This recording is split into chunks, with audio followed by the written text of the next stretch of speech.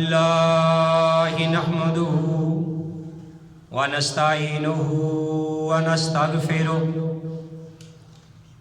ونعوذ بالله من شرور أنفسنا ومن سيئات أعمالنا من يهده الله فلا مضل له ومن يضلل فلا هادي له وأشهد أن لا إله إلا الله وحده لا شريك له وأشهد أن محمدا عبده ورسوله يا أيها الذين آمنوا اتقوا الله حق تقاته ولا تموتن إلا وأنتم مسلمون يا أيها الناس اتقوا ربكم الذي خلقكم من نفس واحدة وخلق منها زوجها وبث منهما رجالا كثيرا ونساء واتقوا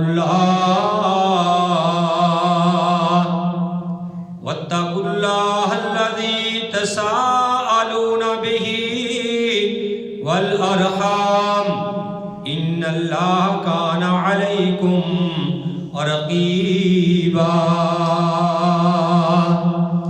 يا أيها الذين آمنوا اتقوا الله وقولوا قولا سديدا يصلح لكم أعمالكم ويغفر لكم ذنوبكم ومن يطع الله ورسوله فقد فاز فوزا عظيما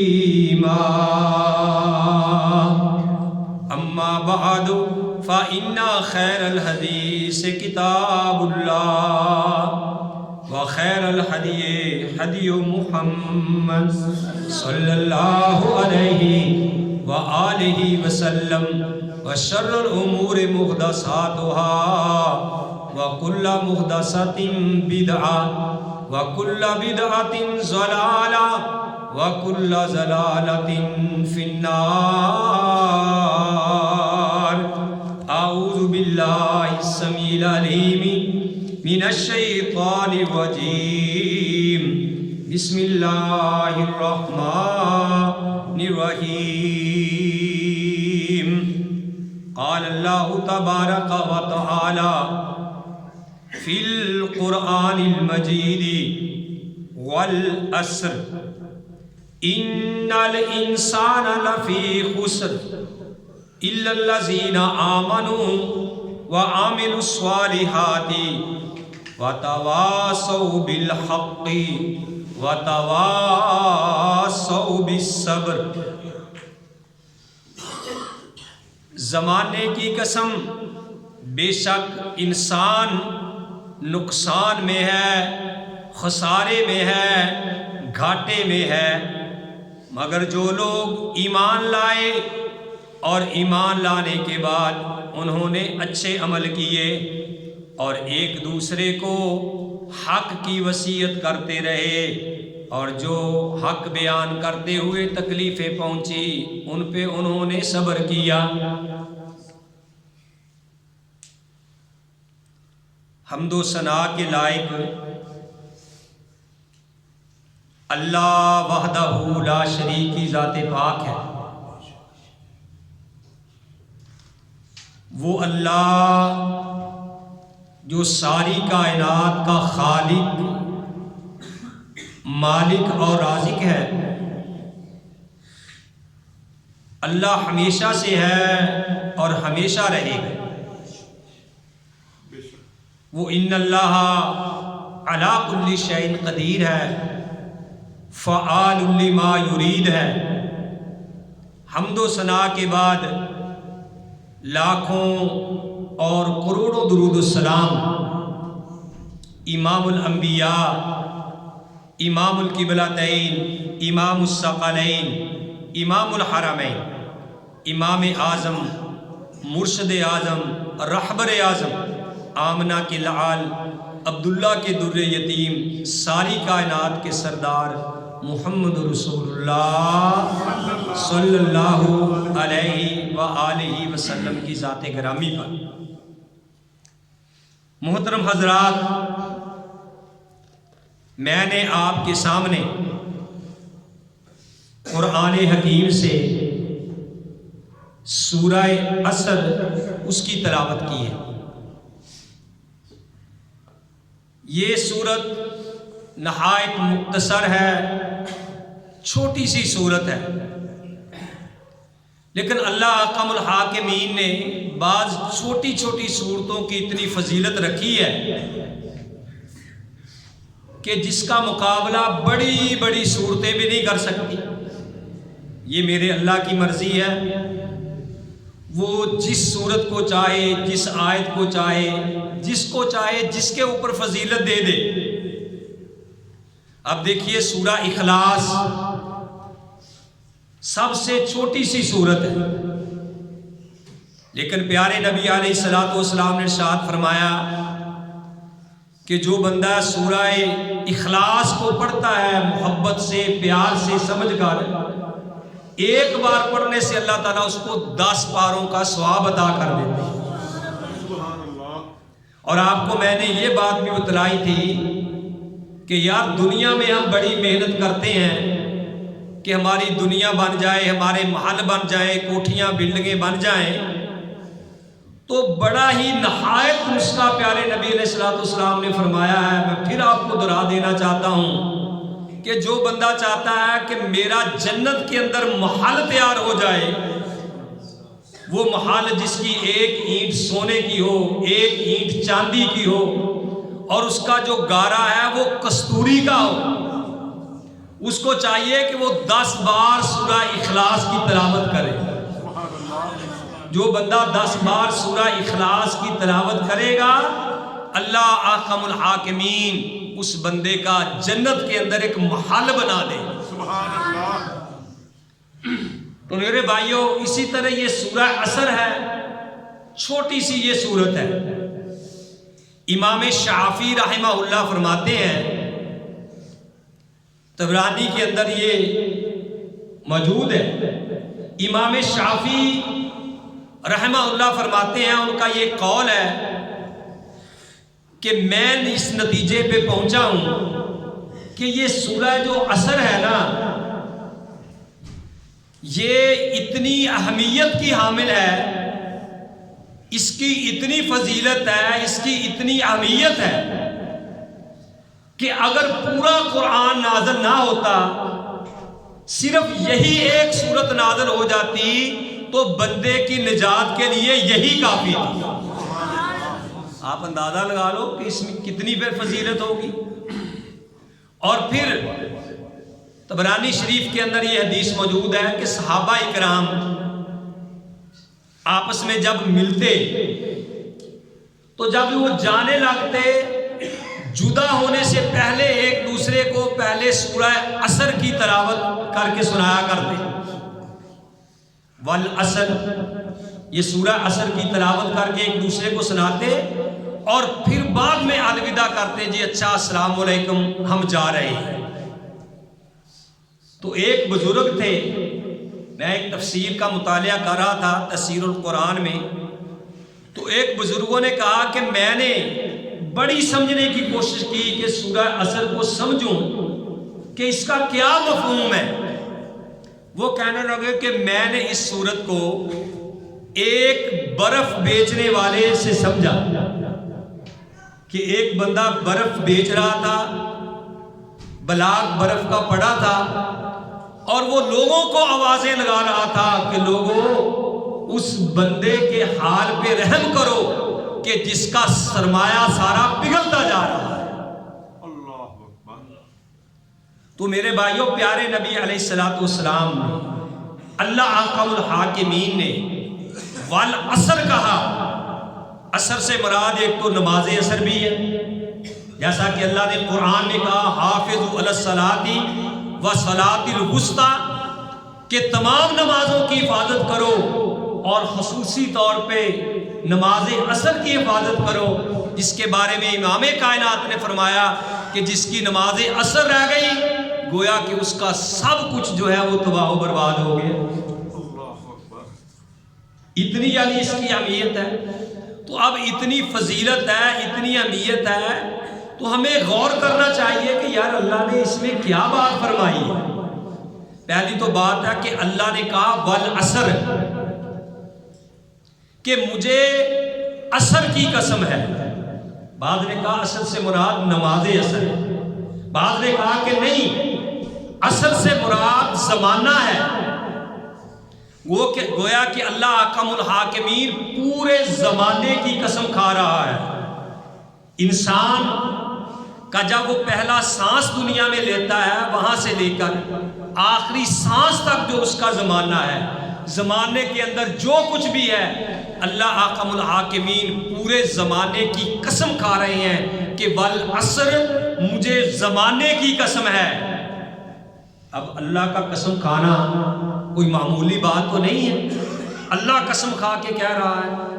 اب اللہ نے یہ قسم کھا کے آگے بات کیا کہی، ان الانسان لفی خسر، کہ بے شک انسان جو ہے وہ نقصان کے اندر ہے، گھاٹے کے اندر ہے، اس کے لیے خسارہ ہی خسارہ ہے۔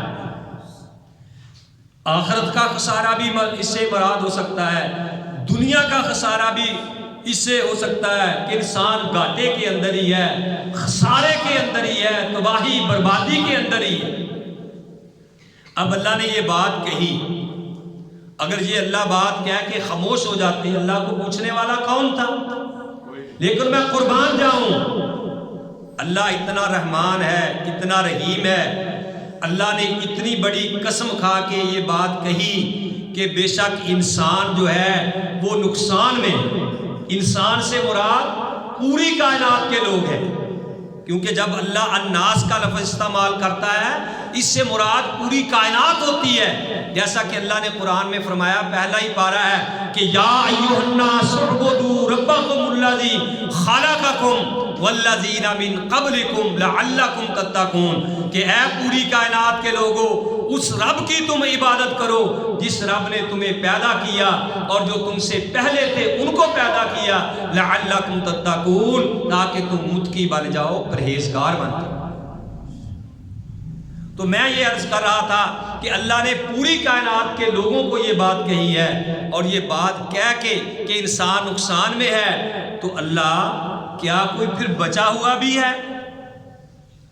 اگر سب نقصان کے اندر ہی ہے پھر تو ہم مارے گئے، اللہ ہم کدھر جائیں؟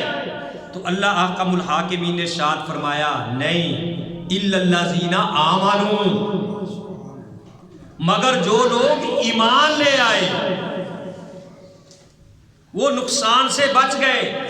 ایمان کس پہ لے آئے؟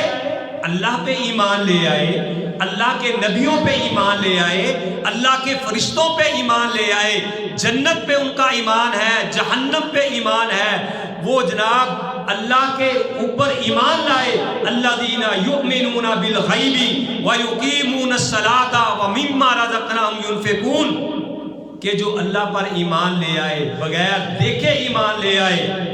اللہ فرماتے ہیں الا الذین آمنوا، مگر جو لوگ ایمان لائے۔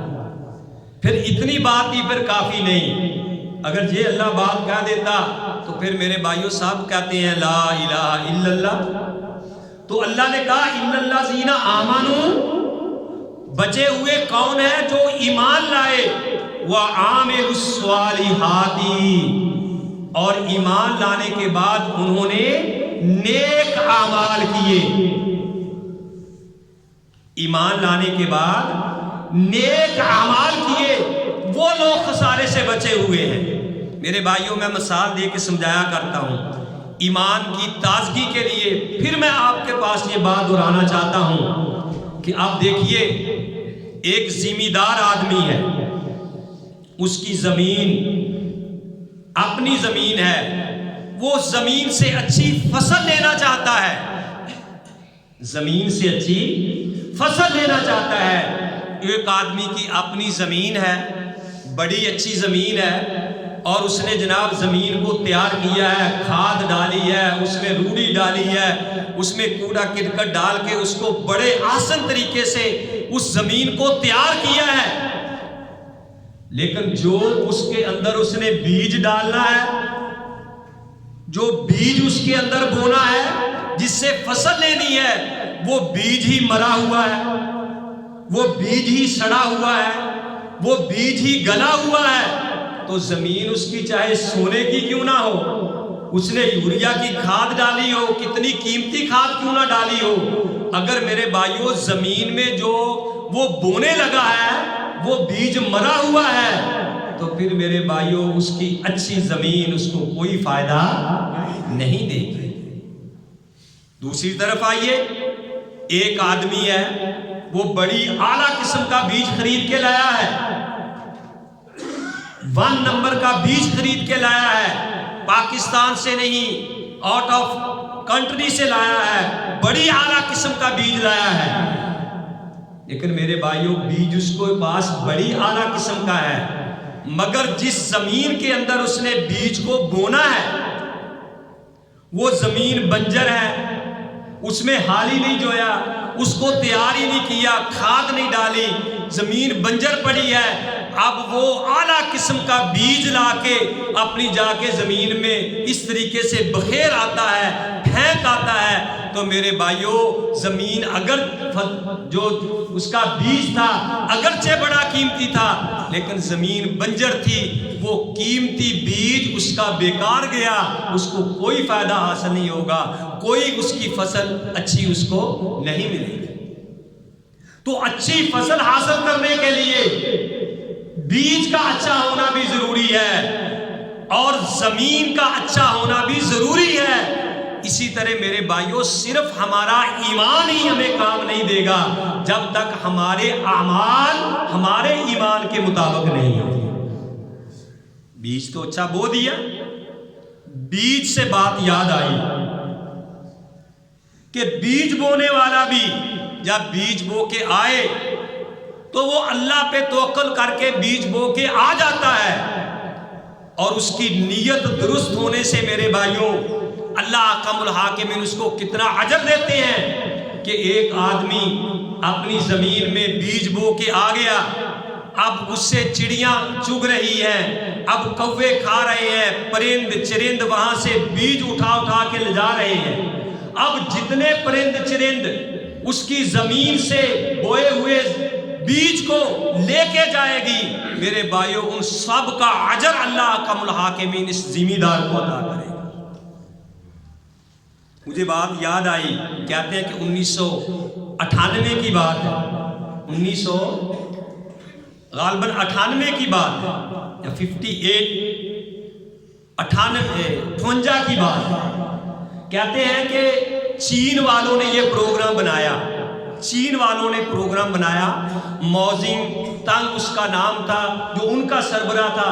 انہوں نے کہا کہ یار ہم نے یہ اندازہ لگایا ہے کہ جب ہم بیج بو کے آتے ہیں چڑیاں جو ہے وہ ہمارے بیج چگ کے لے جاتی ہیں، اور اس سے ہمیں جناب اتنا نقصان ہوتا ہے کہ 4 پاؤنڈ اناج سالانہ ہمارا کم ہوتا ہے. انہوں نے پروگرام بنایا کہ جتنے یہ پرندے چڑیاں سب کو مار دیا جائے، اپنے ملک سے بھگا دیا جائے. یہ ضمناً بات آئی، ذرا سنیے کہ کوئی ہے جو اس ہستی کو چلا رہا. تو انہوں نے پروگرام بنایا، ڈول بجا بجا کے چڑیاں اڑائی اور کچھ مار دی، اپنے وطن سے ساری چڑیوں کو نکال دیا. نتیجہ کیا نکلا کہ آئندہ سال ان کی فصلوں میں کیڑے مکوڑے اتنے زیادہ ہو گئے کہ ان کی چاولوں کی فصل ساری تباہ ہو گئی، ان کے اندر قحط پڑ گیا، اور 3 کروڑ بندہ اس قحط کی وجہ سے ان کا مر گیا. اور پھر انہوں نے کہا کہ جاؤ بھئی اب دوسرے ملکوں میں جاؤ اور جا کے وہاں سے چڑیاں پکڑ کے لاؤ اور اپنے ملک میں چھوڑو، کیونکہ ان چڑیوں کی برکت سے ہی اللہ احکم الحاکمین روزیاں دے رہا ہے. تو میرے بھائیوں میں یہ بتا رہا تھا کہ الا الذین آمنوا وعملوا الصالحات، جو لوگ ایمان لائے اور ایمان لانے کے بعد انہوں نے اچھے عمل کیے اور یہ لوگ گھاٹے سے بچے ہوئے ہیں۔ آگے اللہ نے پھر یہ بات کہی، ایمان بھی لے آئے، عمل بھی نیک کر لیا۔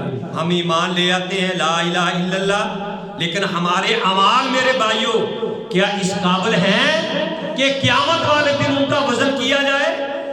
اللہ تو قرآن میں کہتے ہیں فَمَنْ ثَقُلَتْ مَوَازِينُهُ فَهُوَ فِي عِيشَةٍ رَاضِيَةٍ وَأَمَّا مَنْ خَفَّتْ مَوَازِينُهُ فَأُمُّهُ حَاوِيَةٌ، کہ جس کے اعمال قیامت والے دن یعنی وزن، ان کے اعمال کا وزن بھاری ہوا میرے بھائیوں، وہ قیامت والے دن عائش والی زندگی میں ہوگا، اور جن کے اعمال کے وزن ہلکے ہوئے ان کی جو ٹھکانہ ہے وہ ہاویہ ہے۔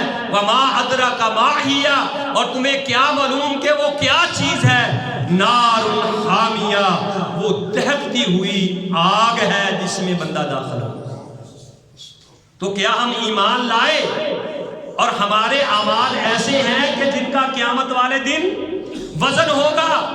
آج ہم ایمان لے آئے ہیں، دیکھیے تاجروں کو کس طریقے سے کم دے رہے ہیں، کس طریقے سے ملاوٹ کر رہے ہیں، کس طریقے سے لوگوں کو دھوکہ دے رہے ہیں، جبکہ پیارے نبی علیہ السلام نے فرمایا من غش فلیس منی، جو آدمی ملاوٹ کرتا ہے وہ ہم میں سے نہیں ہے۔ ہم نے ایک ہاتھ میں تسبیح پکڑی ہوتی ہے میرے بھائیوں، ایک طرف نماز پڑھ کے آ کے اپنی دکان پہ بیٹھتے ہیں، اور میرے بھائیوں گاہکوں کے سامنے قسم کھا کھا کر 2 نمبر مال 1 نمبر کر کے دے رہے ہوتے ہیں۔ کیا فائدہ تیری نماز کا، کیا فائدہ تیری تسبیح کا؟ کیوں اپنے آپ کو دھوکہ دے رہا ہے؟ کیوں میرے بھائی اپنے آپ کو دھوکہ دے رہا ہے؟ اللہ کہتے ہیں ادخلوا فی السلم کافہ، کہ تم اسلام کے اندر پورے کے پورے داخل ہو جاؤ۔ دکان پہ 2 نمبر چیز تو بیچ رہا ہے میرے بھائیوں، لوگوں کو میڈ ان چائنا کی سٹیمپ لگا کے دے رہا ہے، جیسا کہ وہ چائنی آدمی نے کہا بھی تھا، فیس بک میں آپ نے پڑھا بھی ہوگا کہ میرے پاس بہت سارے مسلمان تاجر آتے ہیں یہ کہنے کے لیے کہ آپ اس کے اوپر چائنا کی مہر لگا دیں 2 نمبر مال پر۔ کیا ہم ایسا نہیں کر رہے؟ لوگوں کو ہم دھوکہ میرے بھائیوں نہیں دے رہے، دین لوگوں کو 2 نمبر نہیں بتلا رہے ہیں، دین میں ہم فراڈ کر رہے ہیں، اپنی دکانداریوں میں ہم فراڈ کر رہے ہیں اور جھوٹ بول رہے ہیں۔ تے میرے اللہ کے بندے، اگر تیرا یہ ایمان ہے،